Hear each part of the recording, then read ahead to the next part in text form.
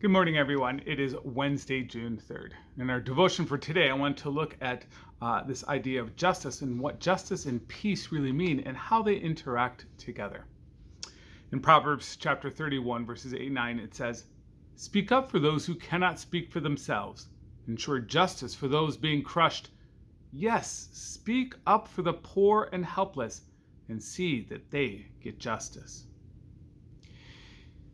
In American English and culture, when we look at the word peace, we tend to think of the absence of conflict, absence of dissonance, of anything going wrong. However, in Hebrew and all throughout the scriptures, when the word peace comes up, it has a different connotation, a slightly different meaning. Peace in Hebrew refers to wholeness or completeness. You are whole and complete or have peace only when everything in you and around you is as it should be.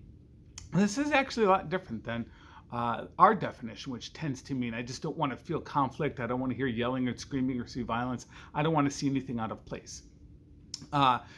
Because often our idea of peace is when we can just not have to experience or see or feel that which is wrong in our lives or this world. Oftentimes we seek peace simply by escapism. And that doesn't mean, that's not what true peace is, because if we're escaping, all we're doing is denying that which is wrong. We're not seeking wholeness. Today's world, in our country, last week has been, we've seen numerous protests because of the injustice that people feel and experience, not just now, but they've been experienced systemically throughout their lives. And many of us are asking, so how do we find peace? Can't they just stop?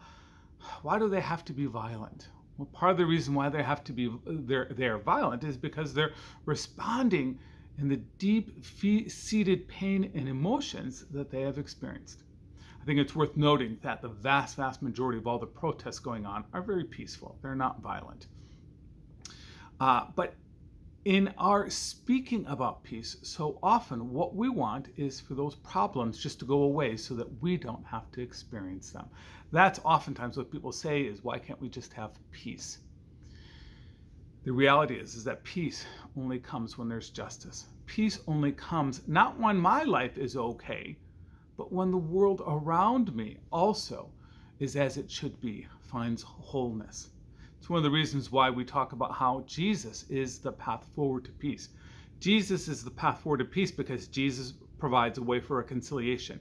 He provides a way through forgiveness for us to become whole once again in our relationships with one another. That's what peace is, not the absence of arguing, but when we have received reconciliation and wholeness and restored a relationship to what it should be, not to what it was.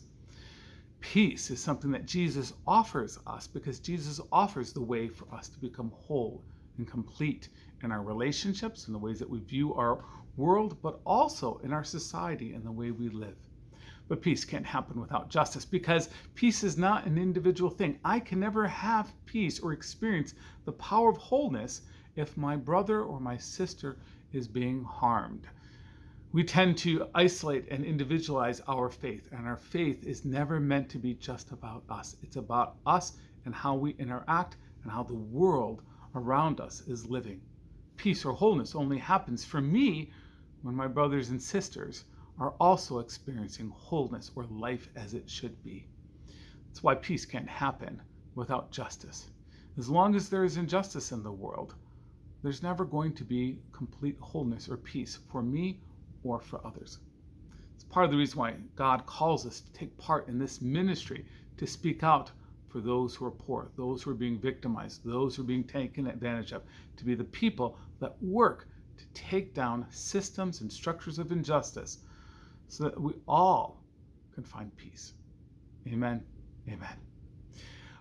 We have a new format for our devotions. They're not happening every day. I look for them every Monday, Wednesday, and Friday. This Friday, we have worship in our outdoor worship service at 6 o'clock, southwest portion of our building. We're going to be worshiping in our parking lot. We're going to encourage people to come, stay in your cars, wear masks, or at the most, bring a lawn chair and sit out next to your car.